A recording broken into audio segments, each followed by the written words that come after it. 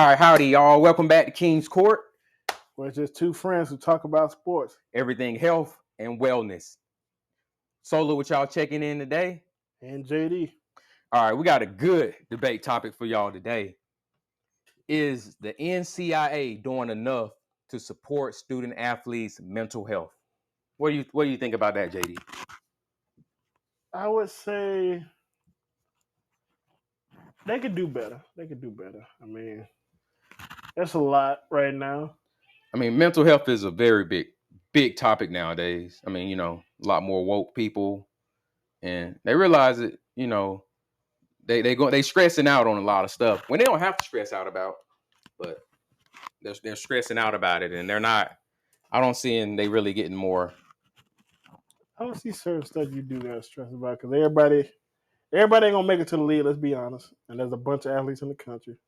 There's only Stuff's expensive. maybe 100 go in one draft, maybe.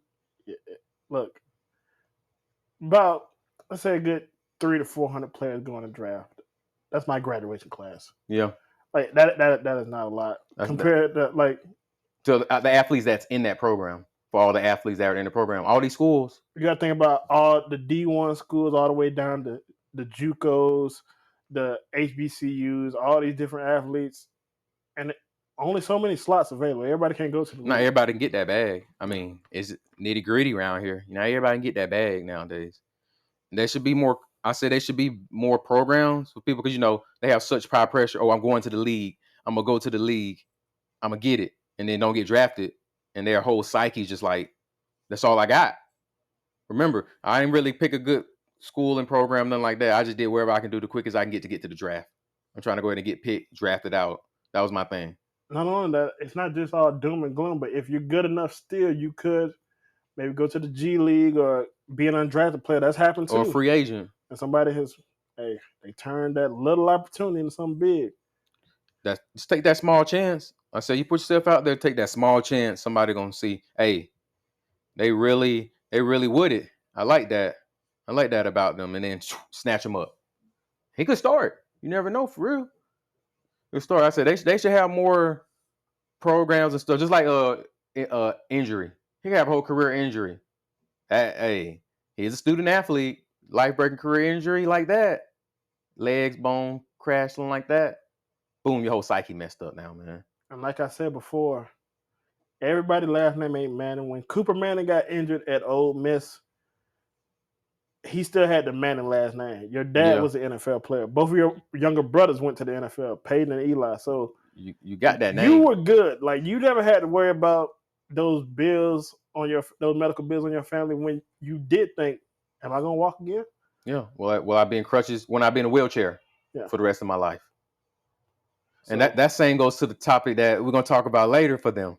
Yep. Ooh, I can't wait to get on that topic. That's a good topic. We're gonna step on some toes. You all right with it? We might as well. I mean, I say keep stomping. I mean, but yeah. So with that, there really should be another better stuff for the athletes. That's why I feel like it's less talked about too, and more taken for granted in the mental health nowadays.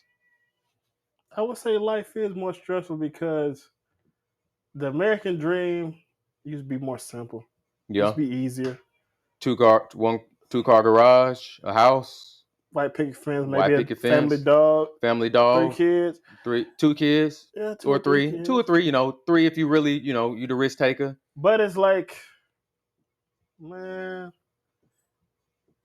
when you're at school, that's fine because you can have a dorm. Yes. What about when you're not in school no more? Everything changes then now. Everything that went up almost, but pay ain't went up too much. Yeah, everything. House market up. Has up.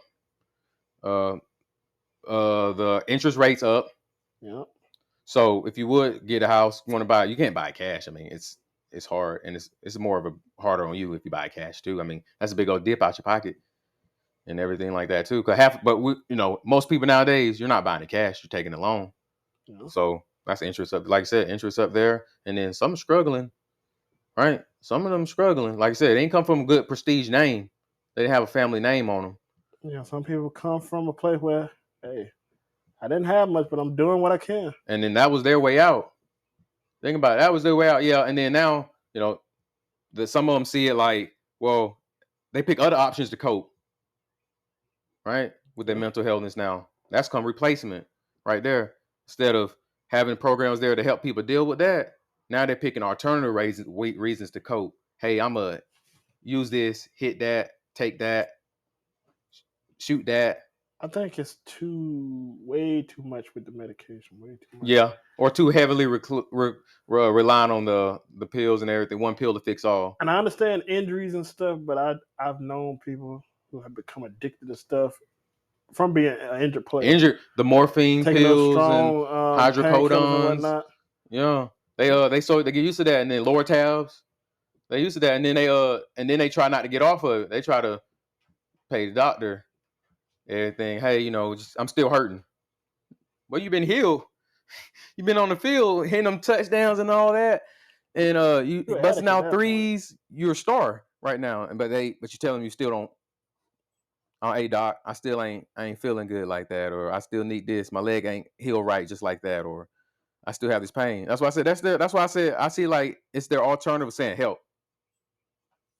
I mean, I think we go a little bit deep with that one because from what I've heard, what you heard, they do be. I don't know about basketball. I'm assuming probably, but football, what I've heard, they will eject a player on the sideline to keep going if he's going through some pain. Antonio Brown, I talked about it before. Former players have talked about it, before. Mm-hmm. They will do that with players. Like, hey, keep you going, but you're already playing not at 100%. Already kind of banged. And I get it. Injury's going to happen. It's part of the game. But playing when you really need to kind of be like, okay, you need to get off of this. It can make an injury worse. Yeah, it can. I say that, and it fix your brain. Hey, I can't do this good or be in a zone like I am unless I have that. Yeah. It's gonna wire the brain into thinking, okay, I need this so I can score this touchdown or run over this or sack this QB. Right? It's just the feeling, right? It may not do no more. Their tolerance got high now. It might not even really do nothing to them, but it's just the constant doing it over become a habit. And it's hard to break a habit. You can't just up and just stop right cold turkey. I mean, nobody can. I'm sorry, people done stop this, said this, I've done this, and all that. I mean, a lot of times the people don't quit cold turkey like that. They have to replace it with something else. Yeah, the addiction don't just go away. Yeah, it don't. It's not like that. That's one thing I hate. That's one thing I don't hate to say. I stand on it.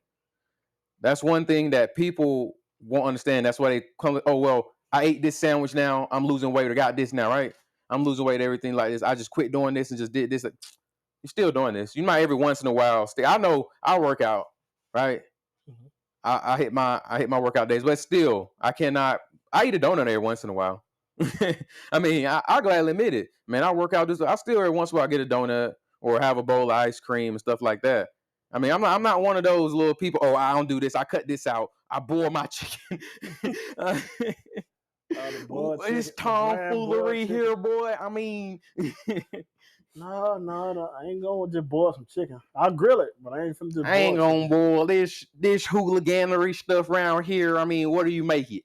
I ain't gonna lie, it's Cinco de Mayo, and I love tacos. Oh man, happy Cinco de Mayo! I love it anyway. I mean, I'm not gonna bring this stuff in, but like I love Cinco de Mayo. I represent like stuff like that. My enchiladas, my tortas. Ooh, mommy long. But besides, yeah, I mean that's literally the thing. And our second topic we talk about, how do you feel about players' mental after having a star brother or a superstar dad? How do you think their mental is literally affected on that? It can be a double edge because it's gonna get you connections first of all. Well, because the family good name coaches, for itself. Yeah, you meet new better coaches, better programs. Because a lot of times the one starting off, they was able to get them in travel. Yeah. With this travel coach used to play at this college. Now you plugged in with this one that can help talk to a recruiter. I got this player he's gonna be great in a couple of years. Come back and check him out. So and so year later. I got a great example. The Kelsey brothers. Yeah, that's a real good one. Andy Reid used to coach his older brother at Philly before he went to, Kansas. Yeah, start playing out there. He called him. He said, hey, thinking about drafting your brother now. Is he the real deal? Is he serious about this? I've been hearing some behavioral issues about him. Not gonna get any problem. He said, no, sir. They're not gonna give you no problem. He's gonna be just, you won't even know he's there until he score. Yeah. But he looked for that approval from Big Bro. Like, hey, I know you probably heard some things about brother, but when it comes down to business, he gonna get it done. Yep, he'll get it done right. And then got it done. Both of them winners, both of them highest level, them won Super Bowls, went to Super Bowls. Hey, it speaks for itself. That vouch, look. The vouch goes a long way. Not always what you know, it's who you know sometimes. Hey, like they say, literally. They get you in the door. They get you in the door. It's up to you to go through that door. Yeah, when you got the opportunity, or you close that door. But you're going to slide. And also, I would say, too, for some, it's going to be that competitive spirit. I want to be as good or as big or well-known as my brother, my dad, or whatever. But yeah, my Padres. It can be pressure, too. It can be like, hey, because everybody can't live up to that. It's like, everybody can't live up to that height. Can I do that? They're like, or is that meant? Like you said before, there's different players. There's literally some players that dads are NASCAR racers. Yeah. My son, who? Yeah. My dad is one of the star NASCAR players, NASCAR or drivers, whipping it through, right? Won plenty tournaments and everything. Well, that's not me. I like to hoop. I like to hoop and bust it down, right? Oh, your dad was a legendary heavyweight boxer, and you may be a football player. You a football player. You a football joining out this while your dad's Golden Gloves over all American, won undefeated, like good, like barely. I said, but I'm over here. I'm stacking people, busting my moves on them and everything. That's because like, oh, why didn't you? First question everybody gonna ask. Why you ain't do that? Hey, exactly. Why? People got different interests. I like it. Like, look, he can show you. Like, I still got an athleticism, but I want to do something different. Like, that's my dad. He into boxing. I'm a football guy. I like to physically tackle somebody. Yeah. My dad like to beat them down. Or my dad like being on the ice. Yeah. I don't like being on the ice. I don't be on the ice. I like being on a baseball field. I like being on a baseball field. I'm not a hockey player. I'm not a hockey player like that. Yeah, my dad won Stanley Cups, been on superstar teams. Now he's a head coach. Right? But I'm playing a different sport. That same goes back to another example right here with Luke Del Rio. Luke, the son, he played for Florida. Yeah, as a QB and everything, right? But his dad, Jack, went all the way and played college football and went to Dallas and played for the Dallas back in the 90s when they was something really good. And then won all pro game in his college year. And then now was a head coach for a few years of the Raiders. That's a lot to live up to. It's coming through. Well, my dad's a head coach now and he won all pro. What if I don't win all pro? Or I'm going to do an all pro game and everything in my college. Yeah, I might did good right here. I didn't go all pro. Like Luke, he transferred from Alabama and then finally found his way into Florida. Right? His dad didn't transfer. His dad stayed at the same college he was before. Hey, sometimes you gotta transfer. Hey, Cam transfer. Oh yeah, Cam. Hey, he did right. But he was like, look, he said, I don't wish no injury on nobody. I don't want Tim Tebow to get hurt, so I'm gonna go somewhere else. He gonna go where I know I can. He went to a JUCO. Hey, that's one fine. There. And then went to Auburn. One there. Went up to got drafted. One there. MVP. Went to a Super Bowl. Went right there. First year. First rookie. All-American rookie. And hey, like I said, and then that's now if Cam's son will play. Son that want to play. Now he got. You already know what he gets compared to. Yeah, he gonna be compared to this. Why don't you drop these many points? Why ain't you scored? Why ain't you QB? Like also, literally, we got to realize. Why ain't you the QB? Your dad's QB. Why don't you want to be a QB? Why are you a running back? Players are gonna be one of one. Like yeah, Cam is a one because like he's that one man Superman. One man army, like that's hard to do. Like that's hard. Especially on a football field, it's hard to do against veteran players. Yes, 6-7 years experience. You only had none. Hard to do. it's hard on that one. Oh, we look at player like let's go LeBron and Bronny. Let's go ahead and do it. Go ahead and kick the elephant out the room. LeBron was in the league young, and it was called the chosen one, and he lived up to the hype. He lived up to it, and still living up to it. He the oldest player I know averaging points like this, doing what he's doing. And doing what he's doing. Playing like he was still Well, he died back a little, or some of the.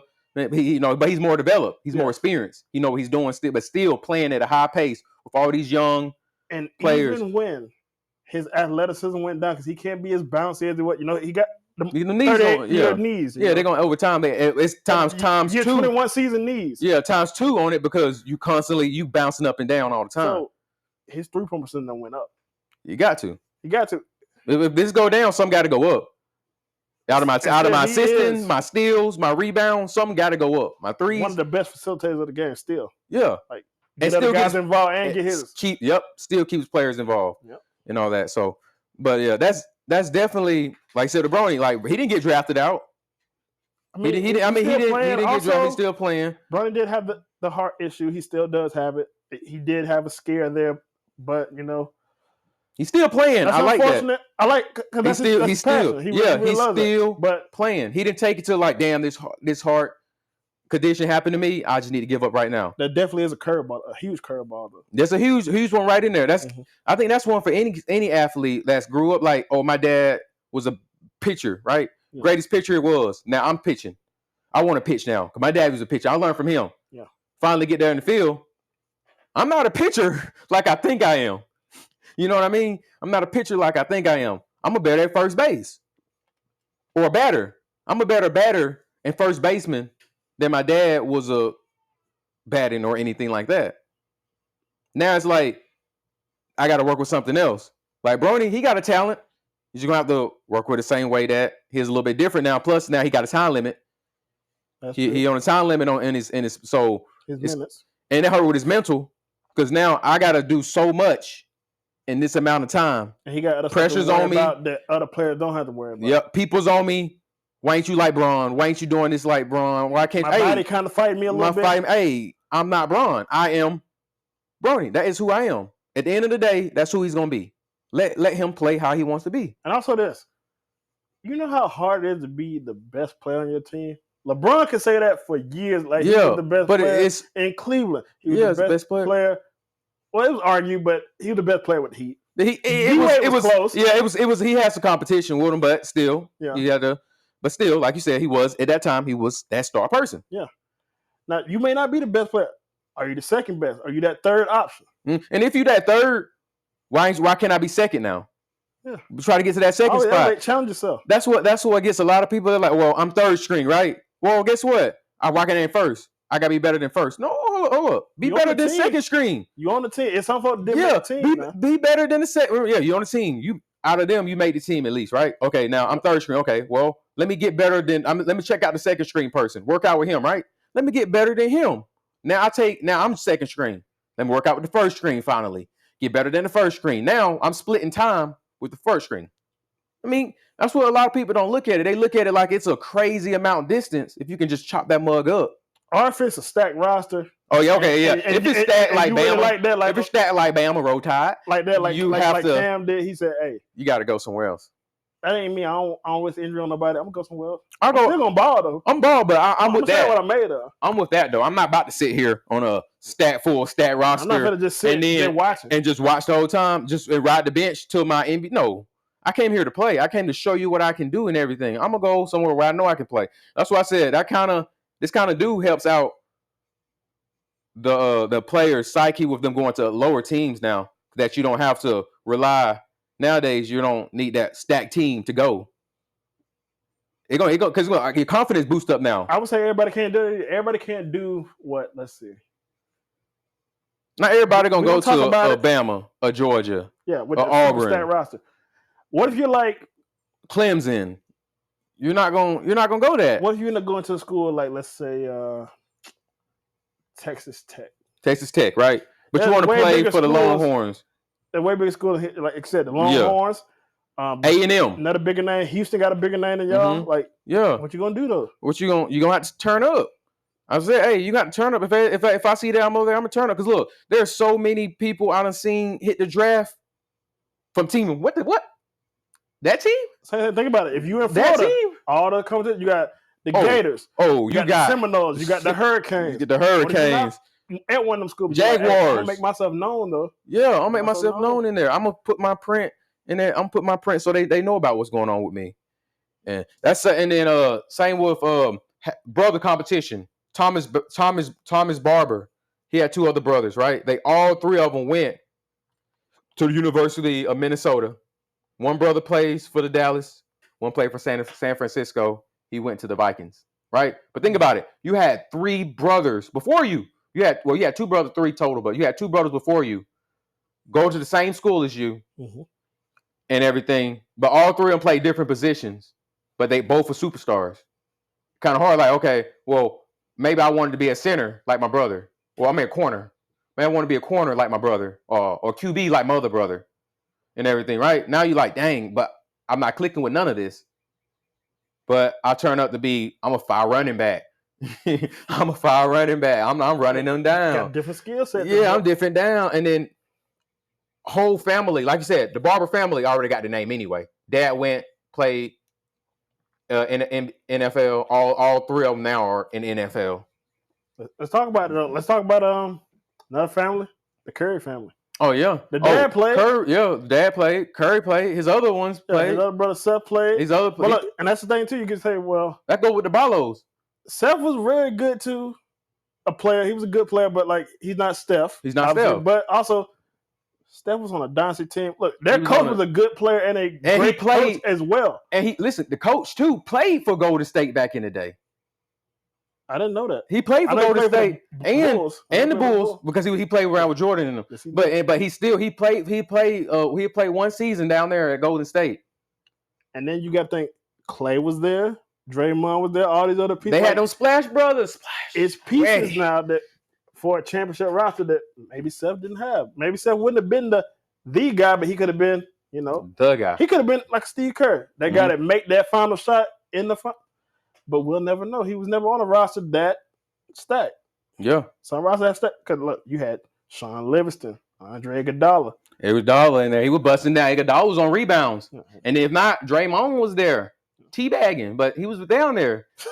Hey, but I'm saying you're not going to have it. And then especially after that, boom, they dropped in KD. Also, they dropped the nuke. Yeah. They dropped the nuke down in there. That was that dynasty. That could be a lot of pressure for some folks to be like, hey, well, I'm being compared to my brother.